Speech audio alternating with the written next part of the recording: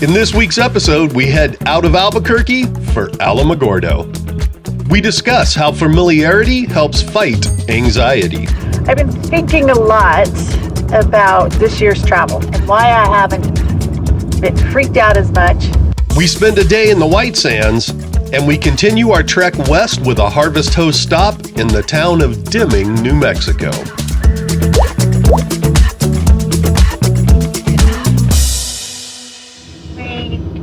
Headed out of the campground in Albuquerque, and we were on the 40 going east, and we wanted to get to the 25 south. We ended up getting off on an off-ramp accidentally. It wasn't the 25, it was just... Anyway, the signs were confusing, so we ended up getting off the 40 into downtown Albuquerque. And before, I think this year that would have freaked me out, but it didn't freak me out at all. We just kind of pivoted. So I've been thinking a lot about this year's travel and why I haven't been freaked out as much, except for those tiny bridges outside of the tiny bridges across the Mississippi and the Ohio. Oh my God. This is not fun. No. Why would RV take us on this? I haven't had nearly the anxiety that I've had the previous 2 years. So this is our third full year full-time. And I think I figured out why.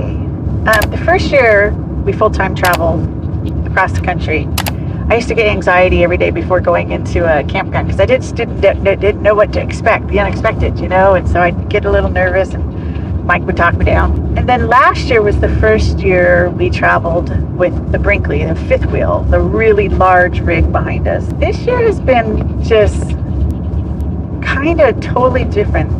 I no longer have any anxiety going into campgrounds because if I don't like it, I'm just gonna get the hell out and find something else. So this year, this third year, it's become a joy actually for me.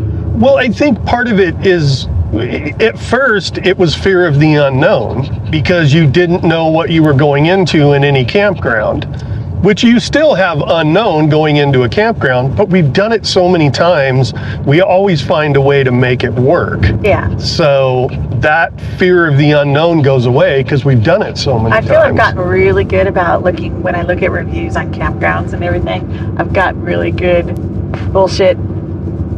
Your bullshit meter is finally tuned on the reviews? Some of them you look online, they look gorgeous and everything, and then you get there and you're like, holy shit.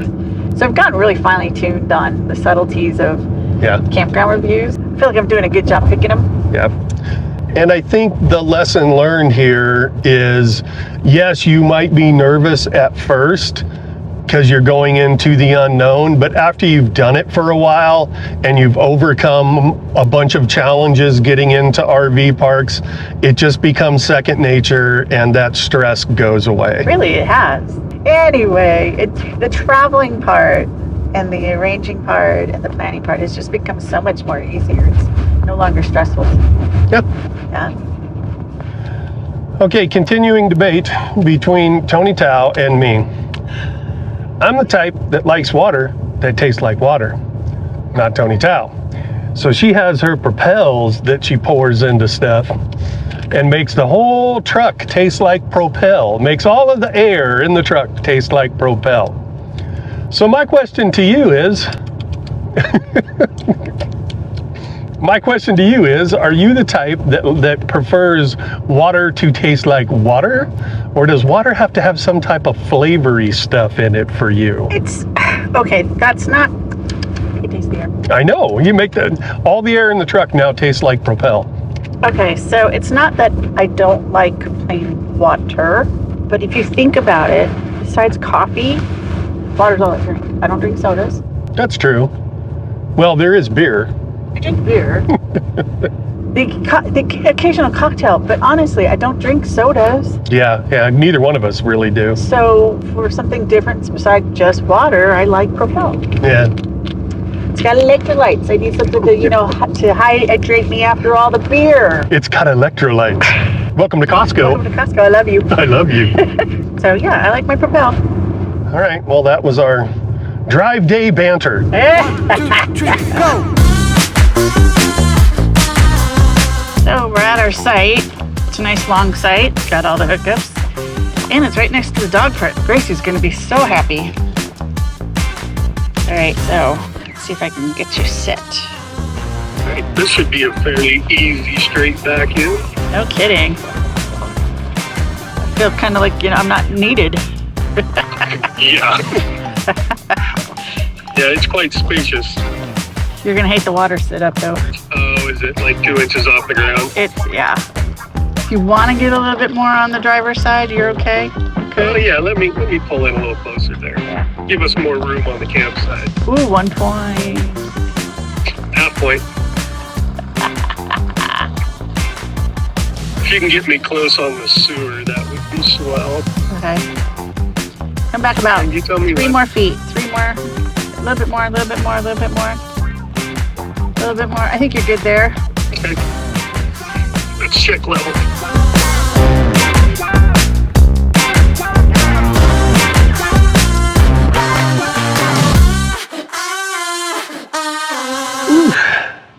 What are you woofing about? Do you notice anything different about me right now? You need to take your sweatshirt off. I am in a t-shirt for the first time in probably 2 months. And I'm not freezing. I had to take my sweatshirt off because it's too warm here in Alamogordo. Oh, it's so nice outside right now. Tony Tao, question for you. What was your thoughts on the Route 66 casino RV park that we stayed at up in Albuquerque? It's fine. Very clean, extremely clean. Yeah. Quiet, easy in, easy out. I'm not sure if it'll be that quiet during the summer because they have the casino right there. We did quite a bit of exploring in Albuquerque. One tip for you, if you're going to come and visit Albuquerque, bring chapstick. Yeah, Agreed. We both have chapped lips. Yeah, we both have chapped lip just because it's so dry and it can be windy up there as well. One thing I did do was I got a haircut. Tony Tao says she thinks they cut it too short. It's way short. Okay, I agree. They cut it way too short. But to quote my brother-in-law, the prophet John Albert, I am always 2 weeks away from the perfect haircut. True. This will grow out. It'll be fine. True. What are we going to do while we're here in Alamogordo? White Sands? We're going to go to White Sands. We have not been to White Sands yet, We drove by it. but this will give us a chance to go and check it out. It's also a brewery down the street right there. Tony Tao said there's a brewery within walking distance. I think it's which is- affiliated with this park because it's the 577. This is the 577 RV park, and that's the 577 brewery. Oh, well then maybe it is. Well, in that case, we'll have to go check out the 577 brewery while we're here. Not tonight though. No. We'll go probably tomorrow evening. Well, welcome to Alamogordo.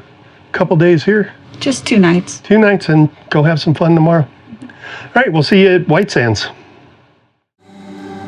I give you all of my love, give you every touch, till the sky turns to stardust. I get lost in your light. There's a Okay, kids, we made it to White Sands National Park. National Park. Yeah, and we are surrounded by. White sand. You said that it was like being in the snow. I feel like I'm in snow, but it's not cold. Mm-hmm. Everything's bright. Everything's white. The park is well kept. I even used one of the pit toilets, which was really clean, surprisingly. One or a couple of tips. First, the first tip, Tony Tao was smart in doing this. I was not. What you want to do, right there, sunglasses, because it is so bright out here. It is very bright out here. I would also bring sunscreen and put it on places like the bottoms of your arms or under your chin, because the bounce off of the sand is probably going to sunburn you there, kind of like when you're skiing in the spring. Right now is a good time to come here, would you say that? Well, it's like 55 degrees. It's uncomfortable. We were going to talk about how the sand is so easy to walk on too. Yes. The sand, it's not like when you go walking on the sand on the beach. You really don't even sink into this stuff. I don't know why that is. I'll have to do some research. Maybe it's got larger grains or something, but you don't sink into it. So it's very easy to walk on it. Yeah, so walking up hills and everything is simple. Well, Tony Tao decided she's gonna walk to the tallest peak she could find. First, there was nobody else here. There was nobody else here. But now somebody just pulled in and parked right next to us. This is why I wanted to get up here. That's quite the view, huh? Hell yeah. Gracie's digging it. And of course, it's sand, so you know who's gonna dig in it. So down on the other side of this dune, there's like some, it looks like lizard tracks or maybe bird tracks. They're little tiny, like 3-4 pronged tracks coming up the dune.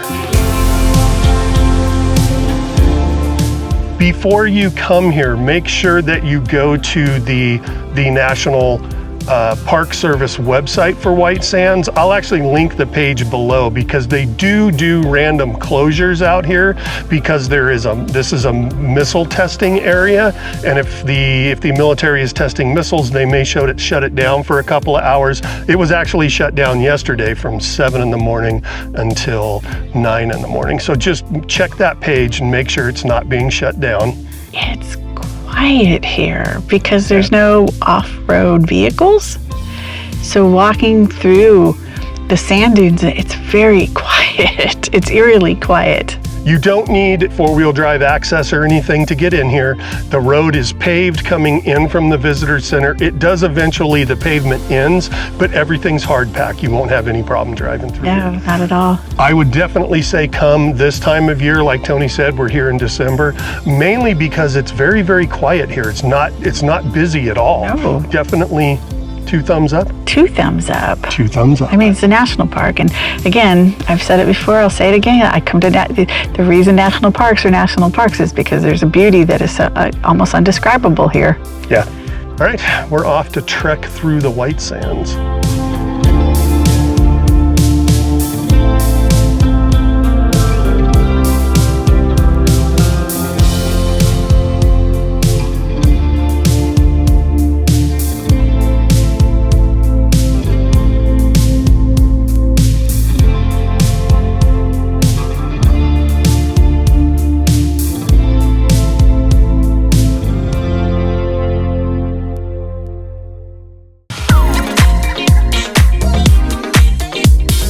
The next morning, we were out of Alamogordo and heading west.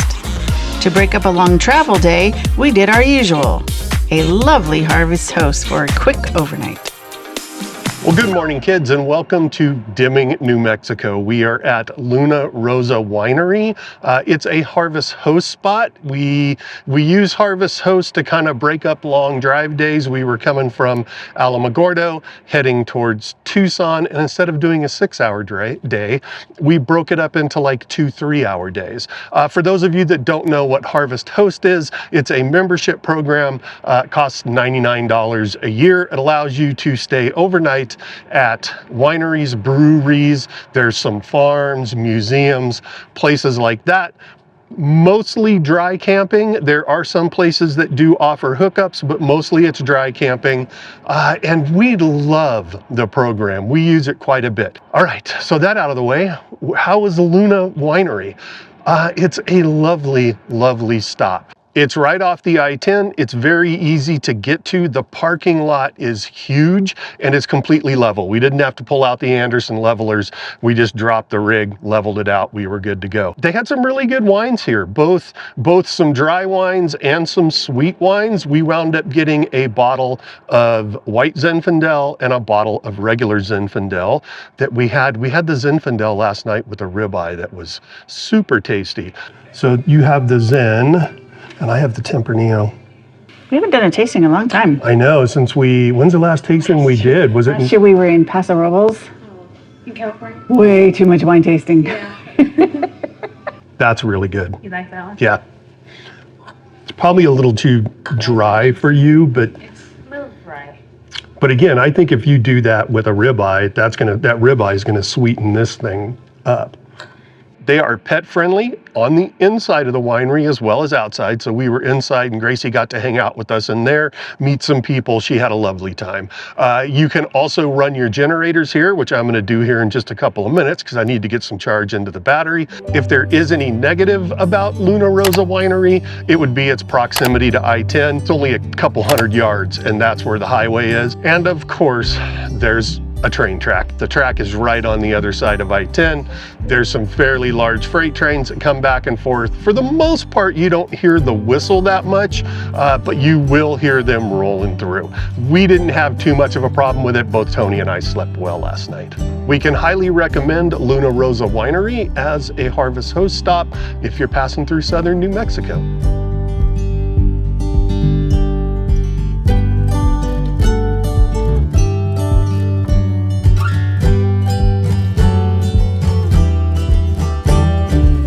If you enjoyed this episode, why not click on another to keep watching? And please join us next Sunday for more Our RV Sunsets.